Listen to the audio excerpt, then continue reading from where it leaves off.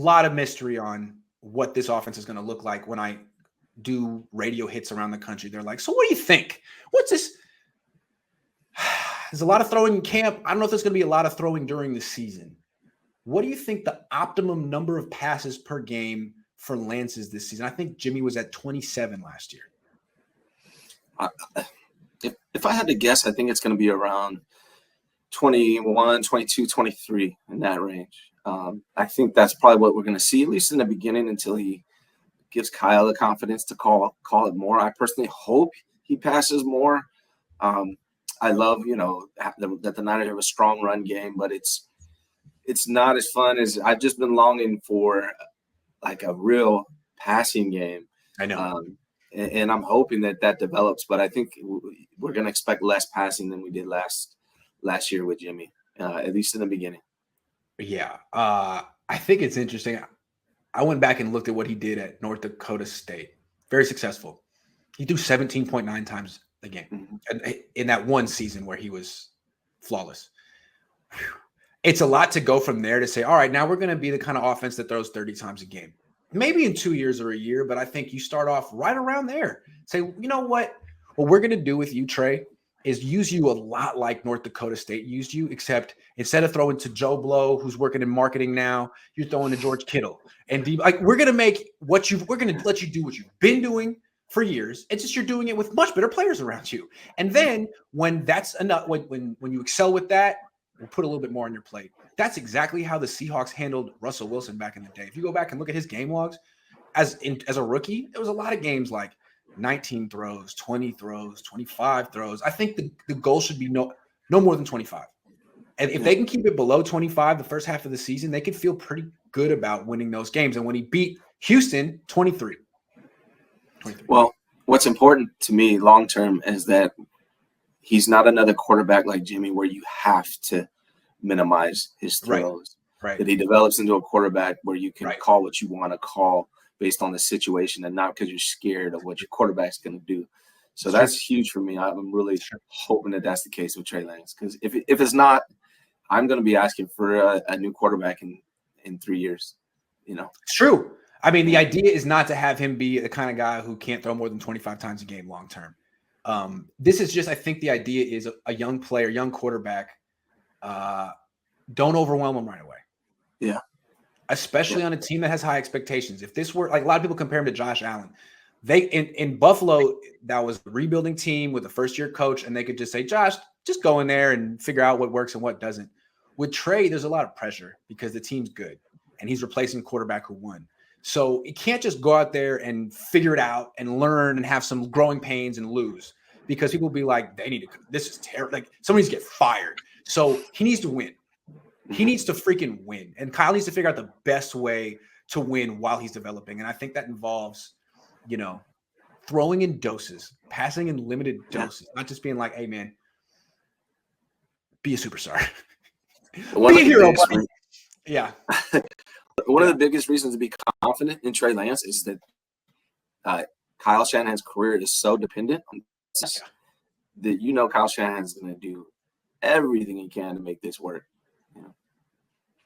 Now, my only thing that I feel like Kyle's out could be, look, I don't know if he could say, I don't know if Trey Lance is the quarterback that I envision, because clearly he wants John Elway. Maybe he's like, maybe he's really going to be more like Jalen Hurts or Lamar Jackson. And I'm wrong. Or I can't develop. Maybe if he starts to waver, what he could do is like, you know what? I'm going to run him a lot. And I'll just say, we're just doing what's best for the team. And if he gets hurt, I'll be like, that's too bad. I got to move on to a new quarterback. Because, he's already kind of done that with RG3. So anyway, there's a part of me that's like, man, this guy is going to run Trey Lance into the ground because he has to win. You really can't just let the quarterback. Josh Allen didn't have that kind of pressure. Andrew Luck took over a team that had the number one pick. He didn't have that kind of pressure. Trey has hella pressure, and the passing is a work in progress. I'm afraid that Kyle's going to, if he gets scared, if he gets nervous, he's going to start doing what he did in Arizona. Well, I'm saying? This brings up a point. We won't let it happen. Me and you. This brings up a really good point. It's something I'm going to be watching in the game is, how does Nate Sudfeld look? Is he a competent backup? Because that's important. it's hard to know what Nate Silva's going to be. I've heard he's been doing well in practice, but that's going to be a huge thing to watch. Do we have a competent backup behind Trey Lance, especially if you're going to be running him the way you're going to be running him? Yeah, I'd like to see that with Nate Sudfeld too. That's a really important call. Good call. Shreddy Murphy says Kyle said Jones and Lance in that order, and then to even speak on it in this stage, shake my head. Does the org even like the kid? Let Lance dance. I don't know. They have a funny way of showing it, don't they?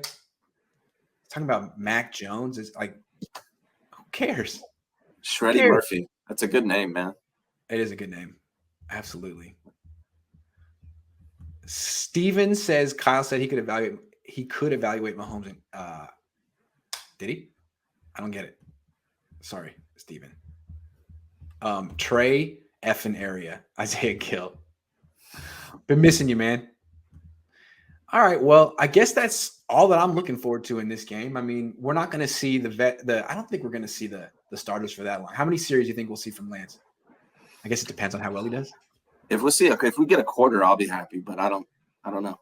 If we get a quarter, I'll be happy, but I don't think, I'm a little worried if Trent's not playing.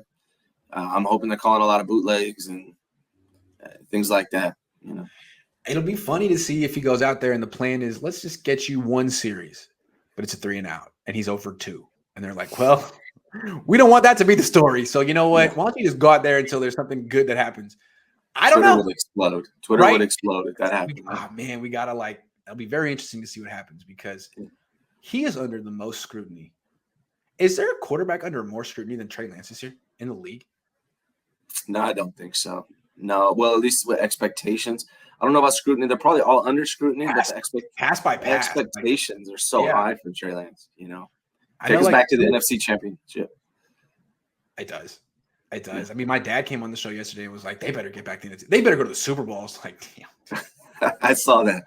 Like, Trey, there are going to be some people that are just not, can't budge. I get it. It's a very awkward situation that he's been put in. And also it's the 49ers.